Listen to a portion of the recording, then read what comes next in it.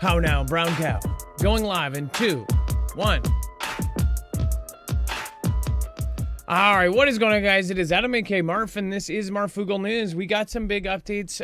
Again, we have confirmation, some more confirmation from main outlets that is essentially saying that this did happen.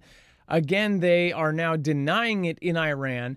Going over exactly what this is kind of a freaky thing, because this could very well be a Fantastic Freddy or something to start some huge escalation of a war.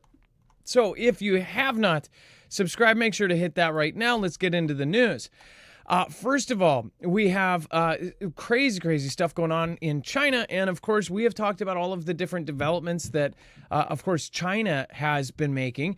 And it is very crazy because we have seen so many of these advancements with China and their drones. And the reason why this is important, if we are going to go to war with them at some point, then we need to really pay attention to what they are actually developing. China just tested this transport drone capable of airlifting a ton of goods. Now, if you also understand that China has now perfected these swarm technologies and these technologies for autonomous drones, and our own Pentagon actually admitted that they are now ahead of us in not only AI, they have been for a couple years, AI and autonomous drones, and specifically a bunch of the categories in the warfighting arena as far as where drones come from. Of course, everybody knows consumer drones. Everybody went DJI for years. But as far as militarily, they have a lot of crazy AI algorithms and things that are now, obviously their focus. They have drone carriers. They have drone swarms. They have drone launchers. We'll have a lot of all of these things. We have all of these things, right? But to have something like this in China's arsenal, it's actually very scary. Again, a ton of goods. So 2,000 pounds that this new drone can actually hold. What is it going to be used for in the future? I don't know. And honestly, it's kind of freaky. We are also going to talk about, of course, the aircraft carriers heading into the Middle East. We've got actually a couple stories here. And then, of course, the confirmation somewhat of a giant escalation if it is true. Before that, I do want to remind you guys, make sure to just go quickly over to marfooglenews.com/EMP and go check out EMP Shield. This is a company that's been outfitting agencies like DHS and DOD.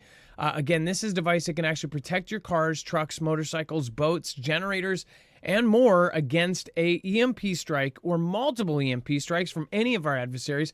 And it can also protect you from a Carrington level event. Basically, worst case scenario as far as solar events. So if you want to be safe rather than sorry, then go over and check it out. marfooglenews.com/EMP. All right, let's bring in my co-host/internet brother, Dex James. What is going on, and how are you doing today? Well, hello, Adam, and hello, Foogle fam. I am doing just fine. So we have, hopefully this is not true. Hopefully somehow they come out and say it's not. I say this because I believe that this will be a catalyst for a huge escalation. They are saying that, of course, that you've got more outlets now reporting the U.S. Navy sinking Iran's most advanced vessel. This is freaky stuff. Well, yeah, it is. So, look, they're saying that the reconnaissance ship, the Iranian reconnaissance ship, Zagros, has been targeted and sunk. Now, mind you, sunk doesn't mean it's sitting on the bottom of the ocean. A lot of times they use that term just to mean when it's been hit terribly bad and is disabled. But certainly, if this is true, it's a big deal because it's a major escalation on our part. We reported this late last night when we saw some early signs of people talking about it on X. Now we've got a couple of different places that have been reporting this. They do say there is no official confirmation from either side, though, on writing of this. Although there have been other like Saudi media outlets like Al Hadath have said that this has happened as well. So just so you know, this is the naval intelligence ship. It does SIG intelligence, signal intelligence. Basically, this is the ship that we've talked about this one quite a bit because it sits out there in the Red Sea, basically giving instructions in theory to Yemen about what ships are coming and going so they know which ones to target. And it gives them intelligence on where the military ships are and what's going on. So it's it's been talked about and discussed many times. A lot of people have suggested it would be a target at some point, and it potentially, given the major escalation that happened over the weekend, taking out a lot of or striking a lot of locations in Yemen against the Houthis, that it would make sense for them to go after this ship as well, given the fact that it supposedly is supplying all the information to them. And the president just went over this huge thing over the weekend. He said, if the Houthis attack again, the Houthis, this group has been, according to the president, outfitted with extremely advanced military capabilities, and they've been striking all sorts of ships around and through the Red Sea, I believe, and other areas. And essentially what is happening is it is costing billions of dollars to reroute ships all the way around different areas to avoid piracy, right? Well, it ends up costing money. It ends up costing tons and tons of time. If you can imagine what it costs to run one of those massive, massive ships, shipping millions and millions of dollars worth of gear, and we're talking about hundreds, if not thousands of these things per week, then it's a huge deal. Well, now Trump said that essentially any of those Houthi attacks are going to be the responsibility directly of Iran, because our intelligence, at least what they say we have, is saying that Iran is fully stocking them up, that it's essentially Iran. And in the future, that Iran and the Ayatollah, they will be responsible.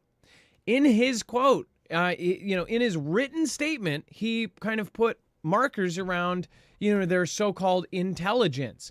And then within 12 hours or 24 hours or something of that, you have their intelligence ship, their main ship with all of the fancy radars that would catch things coming in, that would see all of the different boats, that was supposedly taken out. I completely believe that they would take this out, because the president said, I just gave orders to the military to take decisive and absolute measures to basically strike back.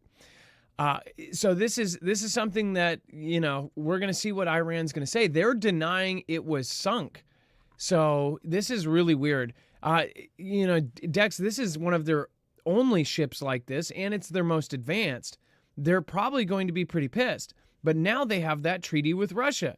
Do you think they're going to call their Russian buddies or, something like this? It certainly would make sense on the ship because it's Iranian, but the strikes against Yemen, it wouldn't. But if we start striking Iran, I think the big question is, what is Russia going to do? Because they have that policy or that treaty in place to protect them.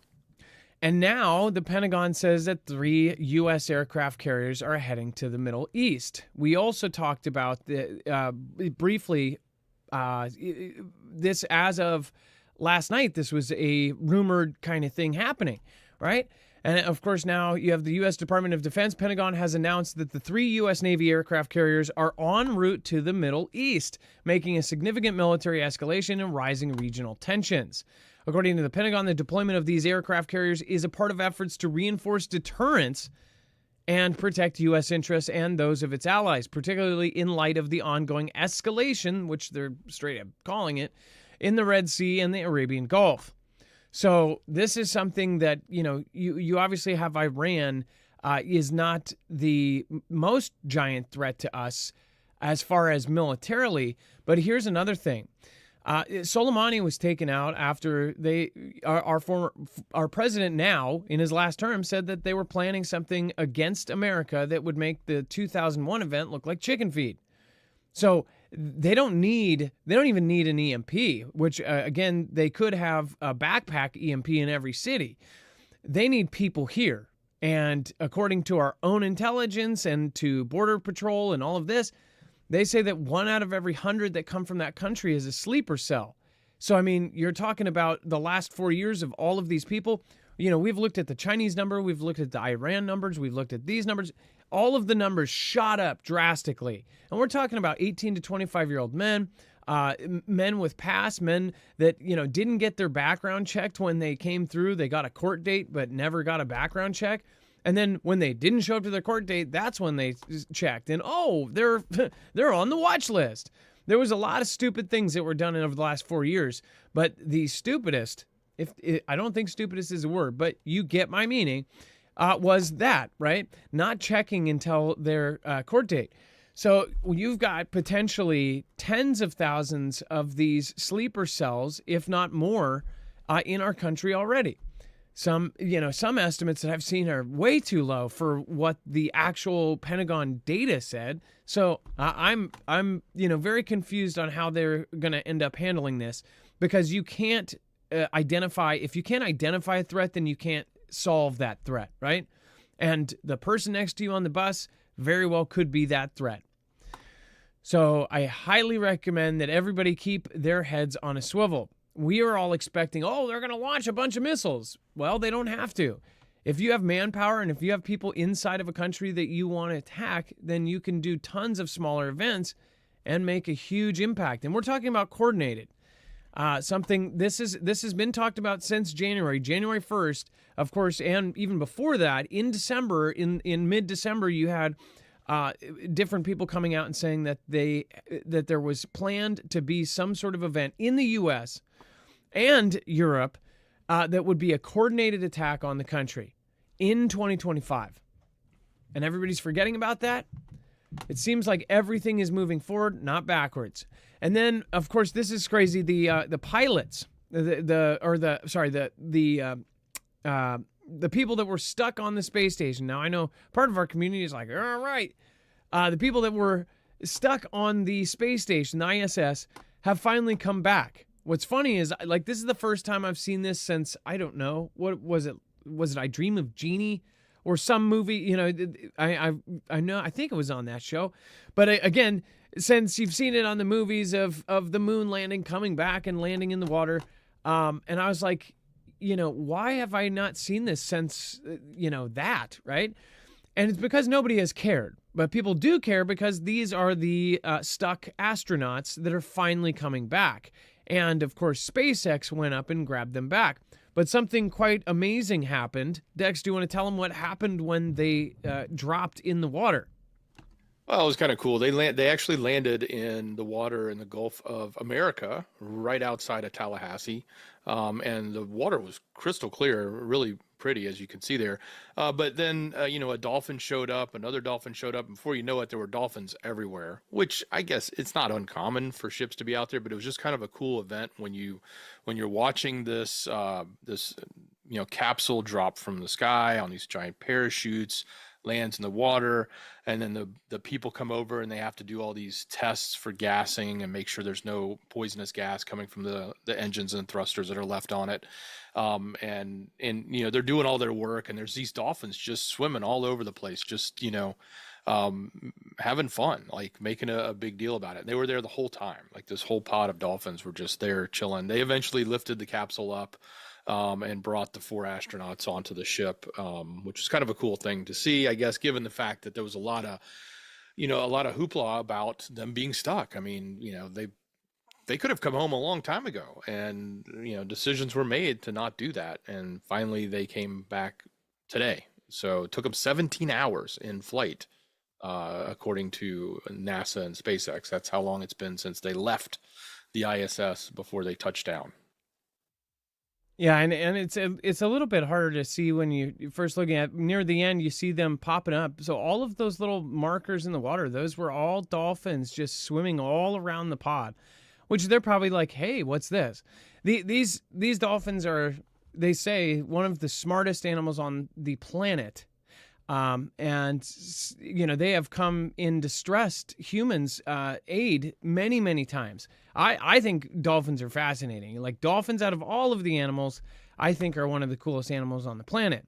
Especially the stories that I've heard, and even know someone who was saved by a dolphin when they fell off a canoe, and they ended up having